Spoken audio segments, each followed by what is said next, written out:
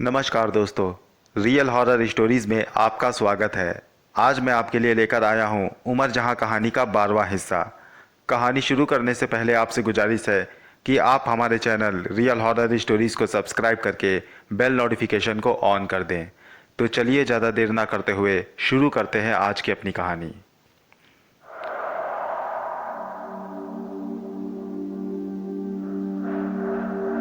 रजिया और शक्रुनिसा चुपचाप उमर जहाँ के कमरे के बाहर खड़ी हो गई। उन्होंने अंदर झांक कर देखा तो वहाँ पर उमर जहाँ नहीं थी। शक्रुनिसा ने कहा, ये कहाँ गई होगी। इस पर रजिया ने कहा, ये चुपचाप अपने डकैत साथियों के साथ मिलने गई होगी। शक्रुनिसा बोली, ये इतनी रात को घर से बाहर जाने का खतरा क्यों मोल लेगी। इस पर रजिया ने कहा, ये बाहर नहीं जाएगी, लेकिन हो सकता है इसका साथी अंदर आता हो। हमें चुपचाप पूरा घर छान मारना चाहिए। और रुको, मैं आफताब के अब्बू को भी बुला लाती हूँ। उन्हें बहुत एतबार था इस लड़की पर। आज वो भी अपनी आंखों से देख लें कि ये कहाँ गायब है। रजिया अनवर अली के कमरे में गई। उन्हें जगाकर उनको सारा हाल बयान किया। अनवर अली के माथे पर परेशानी की सिलवटें पड़ गईं। रजिया ने उन्हें अपने साथ चलने को कहा तो अनवर अली उनके साथ चल दिए और मन ही मन उमर जहाँ को याद करने लगे। उमर जहाँ अपना अमल शुरू ही करने वाली थी कि उसने महसूस किया कि अनवर अली उसे याद कर रहे हैं। वो झट से धुआं बनकर कुएं से बाहर आ गई और पीछे के कमरे की तरफ आने लगी। उसने अपने सामने शक्रुनिसा को खड़ा पाया। अनवर अली और रजिया भी वहां पहुंच चुके थे। रजिया ने कहा, कहाँ गई थी। पानी पीने, उमर जहाँ ने आहिस्ता से जवाब दिया। पानी का घड़ा तो कमरे में ही रखा है, तो यहाँ क्यों पीने आई। उमर जहाँ ने कहा, इसलिए क्योंकि घड़े के पानी में मकड़ी गिर गई थी। रजिया बोली, ठीक है, हम भी देखें मकड़ी कहाँ गिरी है। रजिया उसके कमरे में गई। उसने मटके में झांका तो वहाँ सच में एक मकड़ी पड़ी थी। वो मकड़ी उमर जहाँ के जादू का ही नतीजा था। अब रजिया के पास कोई जवाब ना रहा तो वो वहाँ से चुपचाप अपने कमरे में चली गई। उमर जहाँ समझ चुकी थी कि अभी उसे कुछ दिन अमल की शुरुआत नहीं करनी चाहिए, क्योंकि इन लोगों ने उस पर शक करना शुरू कर दिया था। दिन बीतते गए और रजिया शक्रुनिसा के साथ रोज रात को पहरा देती रही, लेकिन उन्हें कुछ भी हासिल ना हुआ। शक्रुनिसा ने रजिया से कहा, मुझे लगता है कि उमर जहाँ को हम पर शक हो गया है, इसलिए वो इस बीच कोई हरकत नहीं कर रही है। इस पर रजिया ने कहा, ये हरकत करे या ना करे, मैं इस पर रोज नज़र रखूंगी, क्योंकि दुश्मन का कोई भरोसा नहीं है कि वो कब हरकत में आ जाए और हम सबको नुकसान पहुंचाए। रजिया ठान चुकी थी कि वो उमर जहाँ पर निगरानी रखती रहेगी। वो ऐसा ही करती रही, लेकिन उमर जहाँ ने खुद को पकड़वाने का एक भी मौका नहीं दिया। रजिया ने भी कोशिशें जारी रखी। बस वो ऐसे मौके की तलाश में थी जब उसके सामने उमर जहाँ की असलियत खुलकर आ जाए। एक रोज सुबह के वक्त उनके घर में गांव के ही दो आदमी आए। उन्होंने दरवाजे पर दस्तक दी। अनवर अली ने पूछा, कौन। उधर से आवाज़ आई, अजी मैं कासिम। अनवर अली ने कहा, क्या बात है। कासिम बोला, थोड़ा इलाज करवाना है अपने साथी का। अनवर अली ने कहा, अंदर आ जाओ। कासिम अपने एक साथी को लेकर अंदर आया। उसके सिर से खून बह रहा था और उसका एक हाथ बुरी तरह से जला हुआ था। अनवर अली ने उसे देखकर कहा, अरे इसे क्या हुआ। कासिम ने कहा, बस एक छोटा सा हादसा था। ये तो अपने काम से जा रहा था, रास्ते में अचानक दो गुटों में मारपीट हो गई। उस भगदड़ में ये बेचारा गिर गया और इसे चोट आ गई। वो आदमी धीरे धीरे कराह रहा था। उसकी नज़र उमर जहाँ पर पड़ी। उसकी खूबसूरती देखकर वो आदमी एक पल के लिए अपने होश में ना रहा। वो टकटकी बांधे उमर जहाँ को देखे जा रहा था। शक्रुनिसा की नज़र उस आदमी पर पड़ी तो उसने उमर जहाँ को अंदर बुला लिया। अनवर अली ने जल्दी से उसके जख्मों पर मरहम लगाया और उसे दवा देकर उन सबको वहाँ से रुखसत किया। वो आदमी जाते जाते भी उमर जहाँ को पलट कर देख रहा था। शक्रुनिसा बोली, आग लगी इस आदमी को। उमर जहाँ ने कहा, क्या हुआ।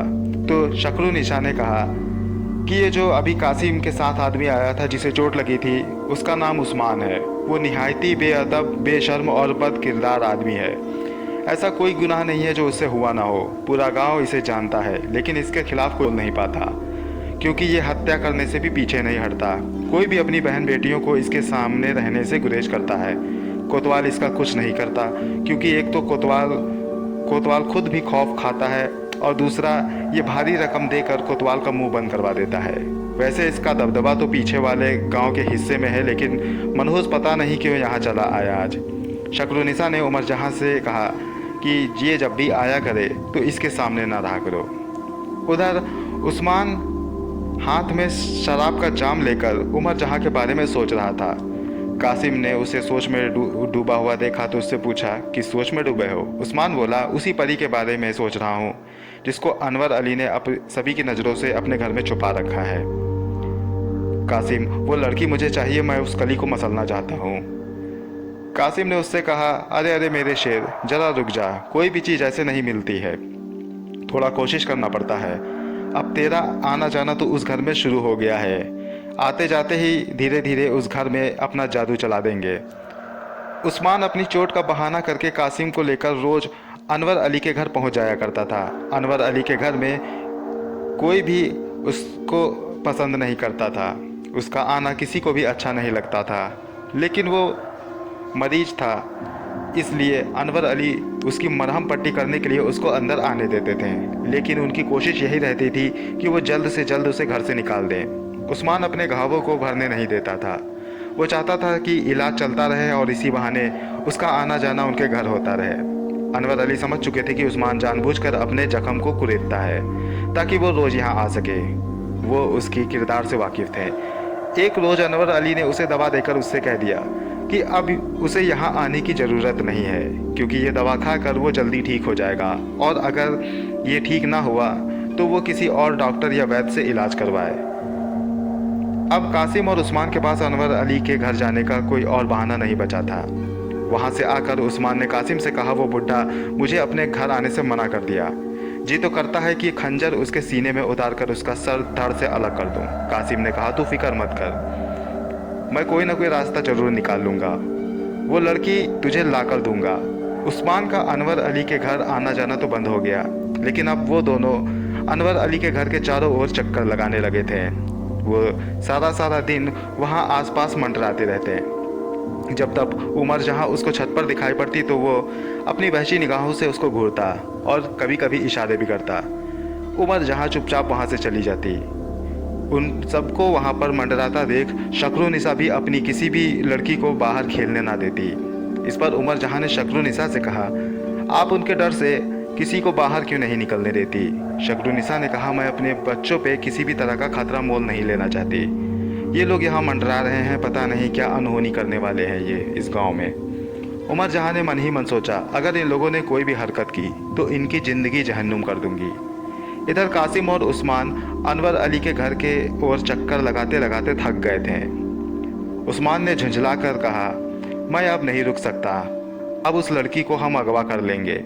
इस बार कासिम ने कहा, जल्दबाजी में कोई भी कदम मत उठाओ, मेरे तरीके से चलो तो सांप भी मर जाएगा और लाठी भी नहीं टूटेगी। उस्मान बोला, वो कैसे? इस पर कासिम ने कहा, वो ऐसे कि मेरा एक जानने वाला दोस्त है, वो कुछ दिन पहले ही बंगाल और असम से जादू सीख कर आया है। बड़े बड़े भूत प्रेतों को वो बैठे बैठे ही भगा देता है। उसके लिए इस लड़की का मसला कोई बड़ी बात नहीं है, बड़ों को उसने अपने वश में कर रखा है। वो इस पर ऐसा जादू चलाएगा कि ये खुद ब खुद तुम्हारे पीछे भागने लगेगी। उस्मान बोला, कहाँ है वो, चलो उसके पास। इस पर कासिम बोला, अगर तुम मुझसे मिलना चाहते हो तो आज रात को तैयार रहना, हम दोनों आज रात को निकलेंगे। रात में जब चारों ओर सन्नाटा पसर गया तो कासिम और उस्मान उस तांत्रिक के पास निकल पड़े। वो गांव से दूर बियाबान जंगलों के बीच होते हुए ऊंचे नीचे टीलों के दरमियान से बहुत पुराने कब्रिस्तान में दाखिल हुए। ये कब्रिस्तान इतना हैवतनाक था कि यहाँ से दिन में भी इंसान गुजरने से कतराता था।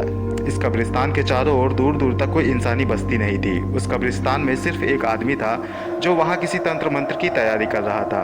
उसने जैसे ही कासिम को देखा तो तुरंत आगे बढ़कर कासिम को गले लगाया और कहा, आओ कासिम, क्या हाल है? सब ठीक है मेरे दोस्त, कासिम ने उसे गले लगाते हुए कहा। फिर कासिम ने उस्मान से कहा, यह है मेरा पुराना दोस्त जमशेद, उस्मान ने जमशेद आया और फिर तीनों वहाँ बैठ गए। जमशेद ने कहा, और बताओ आज मुझे कैसे याद किया? लगता है कोई बहुत ज़रूरी काम से आए हो, और इतनी रात में आए हो तो ज़रूर कोई काम होगा। कासिम ने कहा, हाँ मेरे दोस्त, एक बहुत ज़रूरी काम है जो हमारे बस का नहीं है, इसलिए हम तुम्हारे पास आ गए। जमशेद बोला, तो बोलो क्या खिदमत करूं? इस पर कासिम ने जमशेद से सारा वाक़या बताया। जमशेद ने कहा, तो इतनी सी बात के लिए तुम लोग इस भयानक जंगल में इतनी रात को चले आए? मुझे लगता था कि तुमको किसी भूत या चुड़ैल ने सता रखा है, इसलिए तुम लोग इस वक्त यहाँ पे आ गए। खैर कोई बात नहीं, ये काम कोई बड़ा नहीं है, 2 दिन में तुम्हारा काम हो जाएगा। 2 दिन के बाद देखना कि क्या जादू होता है। इतना कहकर जमशेद ने वहाँ रखी एक इंसानी खोपड़ी निकाली और मन ही मन कुछ बुदबुदाने लगा। फिर उसने जोर से वो खोपड़ी हिलाई तो उसमें से थोड़ी मिट्टी गिरी। जमशेद ने वो मिट्टी बटोर कर एक कपड़े में बांध दी और कासिम को देते हुए कहा, इस मिट्टी को उस लड़की के घर में किसी भी वक्त डाल देना और वहाँ से चले जाना। फिर देखना 2 दिन के बाद क्या जादू होता है। वो लड़की 2 दिन के बाद सब कुछ छोड़कर तुम्हारे पास चली आएगी। कासिम ने झट से मिट्टी को हाथ में ले लिया और जमशेद का शुक्रिया अदा करते हुए वहाँ से वापस चला आया। अब वो लोग इस ताक में थे कि कब वो उनके घर में मिट्टी डालें। एक रोज़ उन्होंने अनवर अली के घर में बाहर से वो मिट्टी वहाँ डाल दी और वापस चले आए। 2 दिन तक इंतज़ार किया, लेकिन कोई भी परिणाम हासिल नहीं हुआ।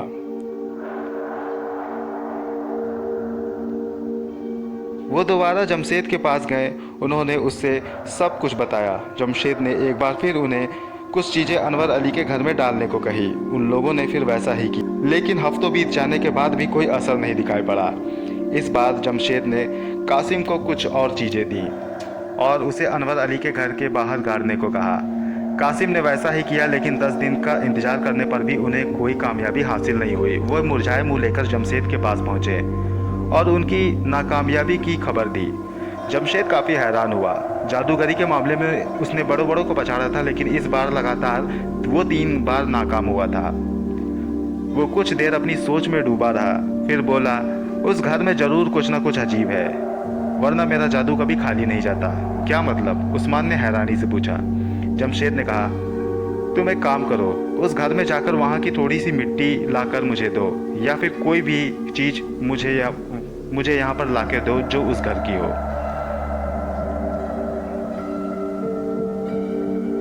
और याद रखना, ये जो भी चीज़ तुम लाओगे इसे तुम्हें दिन में ही उठाना है।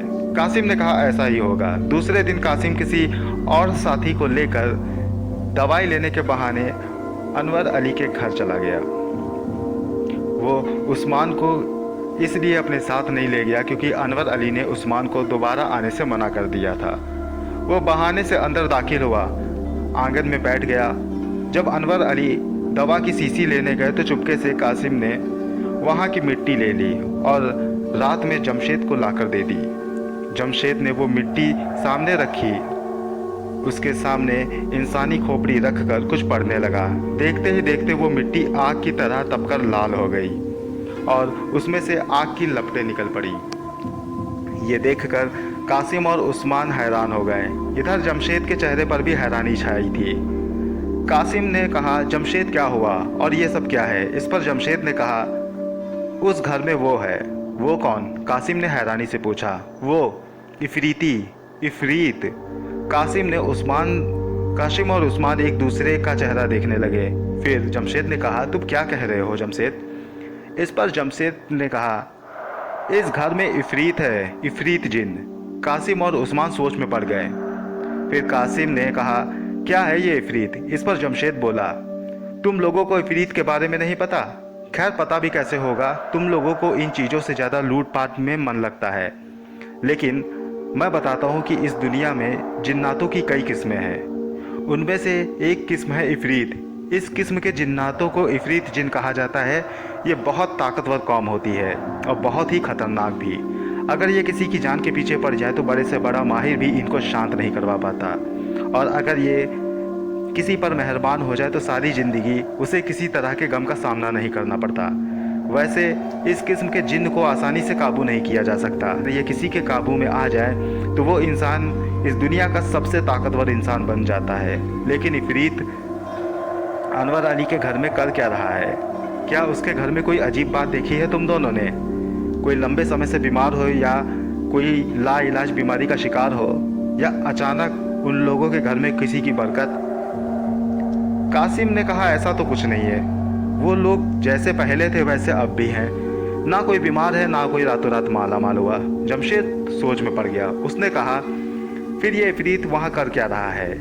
इस मामले की तह तक जाना होगा। जमशेद ने तुरंत ही एक बड़ा दिया निकाला, उसको जलाकर कुछ मंत्र पढ़कर फूंकने लगा और फिर एक चाकू से अपनी हथेली का खून उस दिया में डाल दिया और फिर देर तक उस दिया की लौ को घूरता रहा। कुछ देर होने के बाद उसने अपना सिर झटका और दिया बुझा दिया। फिर वो आलती पालती मारकर बैठ गया और अजीब सी जुबान में कुछ पढ़ने लगा। देखते ही देखते अजीब सा मंजर हो गया। फिर उस्मान और कासिम ने देखा कि कब्रिस्तान में दूसरी ओर से एक औरत काफ़ी दूर से चली आ रही है। वो कुछ अजीब शक्ल की औरत थी।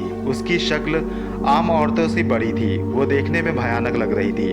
वो वहाँ जाकर जमशेद के सामने बैठ गई। जमशेद अभी भी लगातार मंत्र पढ़ता ही जा रहा था। काफ़ी देर तक वो मंत्र पढ़ता रहा और फिर उसने अपनी आंखें खोली। उस औरत ने जमशेद से कहा, ऐ तांत्रिक, क्यों बुलाया है मुझे? जमशेद ने उससे कहा,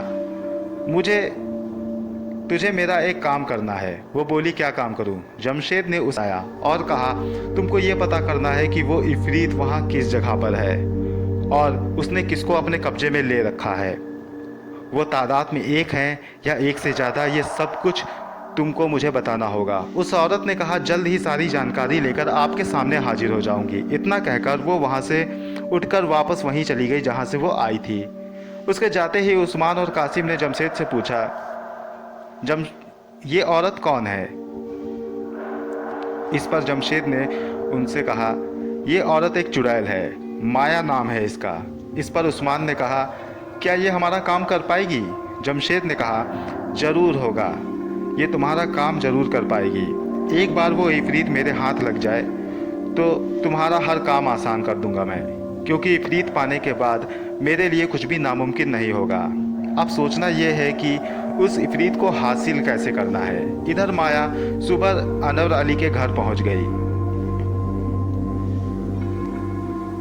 तो उसे भी वहां किसी पुरस्कार ताकत के होने का एहसास हुआ। वो घर के भीतर जाने से पहले बाहर से ही मकान का जायजा लेना चाहती थी। वो पास के ही एक बरगद के पेड़ पर चढ़ गई। वहां से अनवर अली के घर का सारा नज़ारा देखने को मिल रहा था। वो वहीं से उनके घर पर नज़र रखने लगी। वहाँ सभी अपने काम में व्यस्त थे। अनवर अली आंगन में जड़ी बूटियों का अर्घ जमा कर रहे थे। शक्रू निशा अपने काम में लगी थी। उमर जहाँ शक्रू निशा का काम में हाथ बटा रही थी। माया को कोई पुरस्कार चीज नहीं दिख रही थी, बस उसे किसी अजीब मखलूक होने का एहसास हो रहा था। वो सारा दिन बरगद पर बैठी रही। रात के वक्त उसने घर में घुसने का फैसला किया। आधी रात को जब सभी लोग सो गए तब माया अनवर अली के घर में दाखिल हुई। उसके घर में दाखिल होते ही उमर जहां अपने बिस्तर पर उठकर बैठ गई। उसे माया के होने का एहसास हो गया था। माया आंगन से होते हुए अंदर आ गई। उसने रजिया के कमरे में झांक कर देखा तो उसे सोता हुआ पाया। हालांकि वो उमर जहां पर नज़र रखने के लिए जगी हुई थी, लेकिन माया इस बात से बेखबर थी। वो शक्रू निशा के कमरे में गई, उसे भी झांकने लगी। उमर जहां समझ चुकी थी कि घर के अंदर कोई चुड़ैल दाखिल हो चुकी है, उसने अपने हाथ आगे बढ़ाए और कुछ पढ़ने लगी। उसके पढ़ते ही रजिया और शक्रू निशा गहरी नींद में चली गई। उसके बाद उमर जहां अपने कमरे का दरवाज़ा खोलकर बाहर आ गई। उसने देखा कि सामने उसके माया थी और माया ने भी अपने सामने उमर जहां को पाया। दोस्तों, ये कहानी जारी है। इस कहानी का अगला भाग मैं जल्द आपके पास लेकर आऊँगा। कहानी आपको कैसी लग रही है हमें कमेंट बॉक्स में लिखकर ज़रूर बताएं। तो मिलता हूँ अगली बार इसी कहानी की अगली कड़ी के साथ। तब तक के लिए गुड बाय।